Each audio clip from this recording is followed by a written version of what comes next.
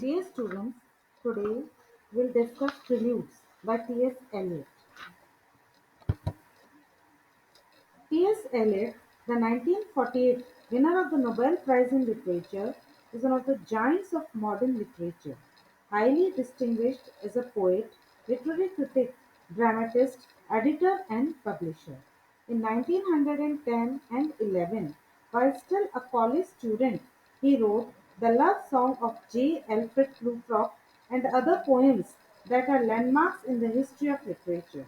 In these college poems, Eliot articulated distinctly modern themes in forms that were both a striking development of and a marked departure from those of 19th century poetry. Within a few years, he had composed another landmark poem, Gerontian, in 1920, and within a decade, one of the most famous and influential poems of the century, The Waste Land, which he wrote in 1922. T. S. Eliot, born September 26, 1888, Saint Louis, Missouri, US, died January 4, 1965, London, England. American English poet, playwright, literary critic, and editor, a leader of the modernist movement in poetry in such works as The Waste Land and Four Quartets. Eliot exercised a strong influence on Anglo-American culture from the 1920s until late in the century. His experiments in diction, style and versification revitalized English poetry, and in a series of critical essays he shattered old orthodoxies and erected new ones. The publication of four quartets led to his recognition as the greatest living English poet and man of letters, and in 1948 he was awarded both the Order of Merit and the Nobel Prize for Literature. Title of the poem. The word prelude comes from the Middle French word "prelude", which means notes sung or played to test the voice or instrument (1530s), which is derived from medieval Latin "preludium", prelude, preliminary, from Latin "preludere", to play beforehand for practice. It was first used in the purely musical sense in English in the 1650s. In this poem, the title "Preludes" could refer to any and all of those meanings: testing the voice, a prelude to a longer work, before a play, or preface to a musical piece. "Preludes" is made up of four poems written by the modernist poet T. S. Eliot between 1908 and 1912, when Eliot was in his early 20s. They were later collected in Eliot's debut "Prufrock and Other Observations" in 1917. Broadly speaking, "Preludes" is about the drudgery, waste and isolation of modern urban life. The unnamed city in which the poem is set is a grimy, dingy place in which people unthinkingly partake in monotonous daily routine. Eliot wrote these poems in his career, so we can think of these short preludes as testing the voice of a new poet. They can also be seen in the larger trajectory of Eliot's biography as works that preceded his longer poems and established the themes of his poetry. Each of the four stanzas is a vignette set either in the evening or the morning, which in the industrial city are both devoted to preparation for, thus act as a prelude to, the main act of work. Thinking of a prelude theatrically also fits with some of the imagery of the poem, which raises a curtain on pictures of modern life. Eliot also had a proclivity to title his poems in musical terms, such as "The Love Song of J. Alfred Prufrock", "Rhapsody on a Windy Night", and "Four Quartets". As the last prelude alludes to Christianity, this suggests another meaning for the word prelude: the period before the second coming, when the world is waiting for the return of the Messiah to bring back meaning. Now, stanza 1 of the poem. The winter evening settles down with smell of sticks in passageways. 6 o'clock, the burnt out ends of smoky days, and now a gusty shower wraps the grimy scraps of withered leaves about your feet, and newspapers from vacant plots. The showers beat on broken blinds and chimney pots, and at the corner of the street a lonely cab horse screams and stands, and then the lightning of the lamps. Section 1. The first prelude of the poem is set on a winter evening in a city at the time of day when people are returning home from work during a rainstorm. It's a dirty, sinister, pungent, lonely place filled with waste. Motifs are introduced that continue throughout the poem: time, light, newspapers, discarded and broken objects, the street and vacant lots. The cozy domesticity and occasional rhyming meter is disrupted by images of desolation and routine depersonalization. The phrase "the winter evening settles down" is an example of the pathetic fallacy, a form of personification in which the feelings of the characters or speaker are embodied by inanimate objects. The winter evening experiences an orderly transition from day to night.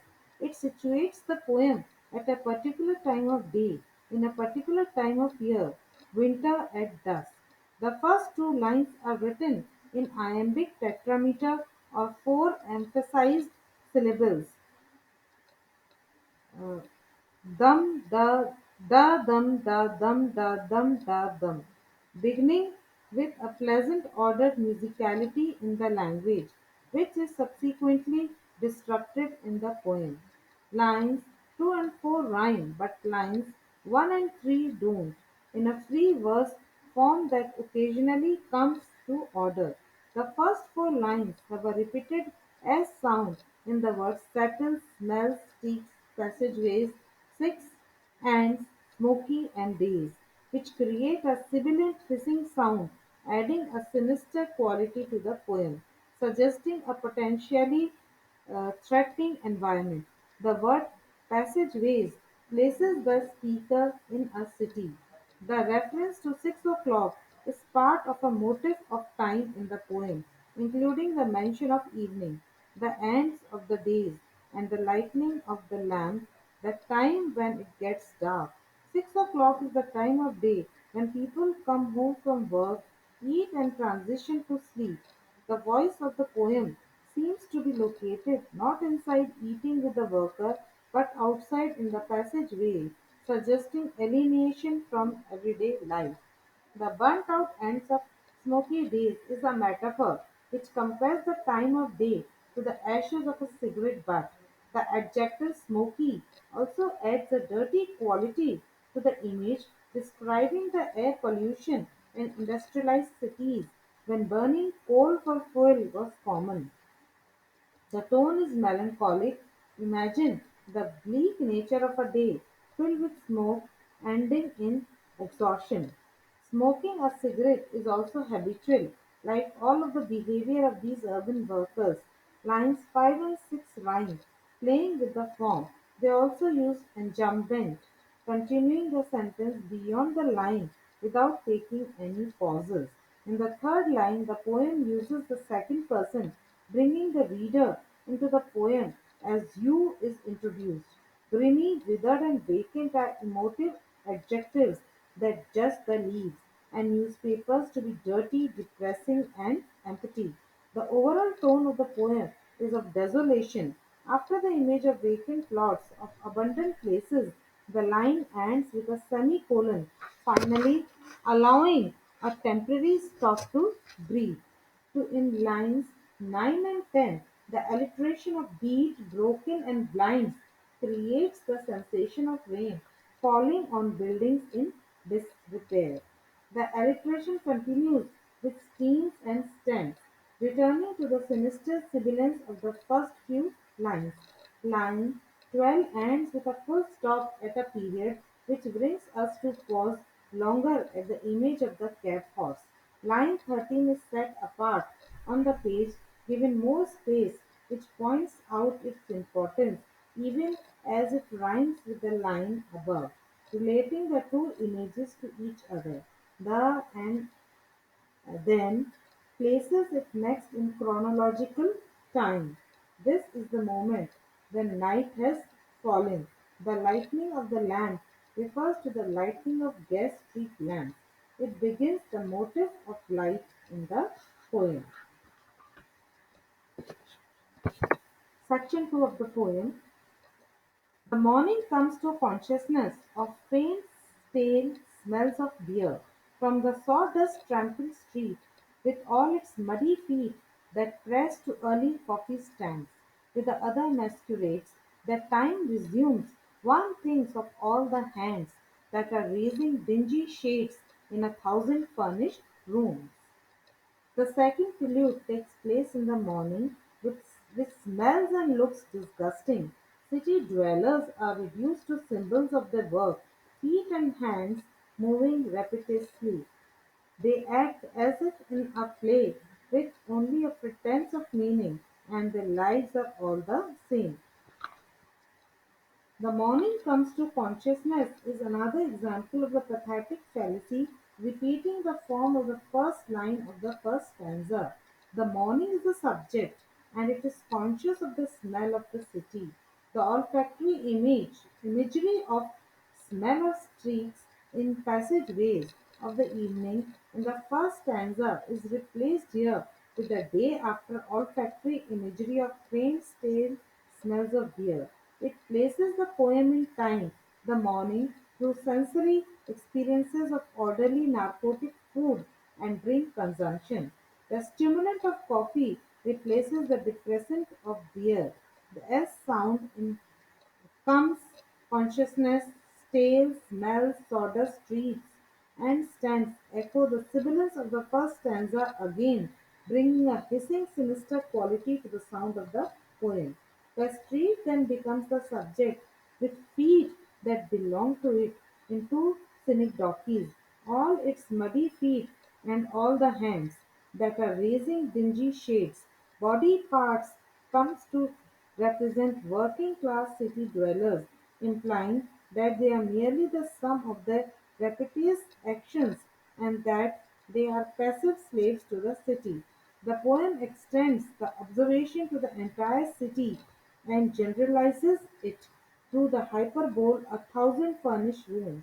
Furnished rooms are cheap and impersonal. This points to the uniformity and degradation of lives living in a city organized by clock time.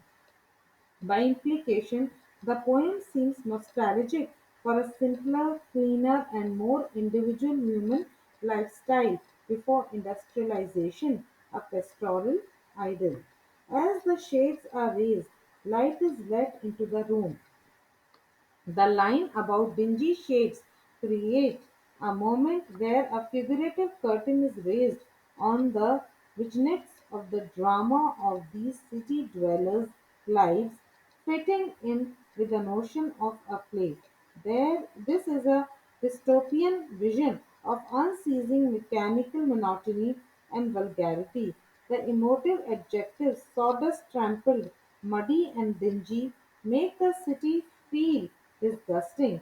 The engemmed lines offer no respite as the reader's senses are overwhelmed without pause. The metaphor with the other masquerades suggests that the people of the city are playing roles, wearing masks, pretending to have a meaningful life. With the claim that time resumes the masquerade, time is personified as a director of the play of city life. This time is industrial time, mechanically organized by the clock. The speaker, the one who thinks, seems depressed at his wit.